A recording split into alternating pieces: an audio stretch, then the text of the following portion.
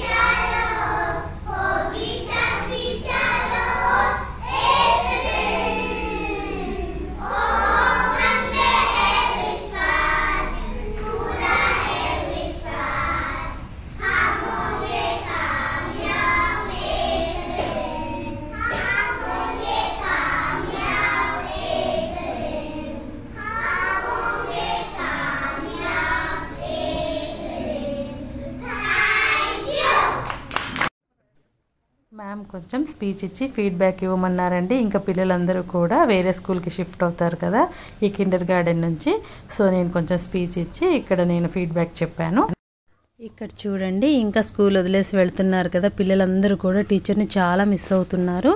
The best teacher అండి ఈ teacher. పిల్లల మెంటాలిటీని బట్టి మూవ్ అవుతారు. సో పిల్లలు కూడా బాగా కనెక్ట్ అవుతారు.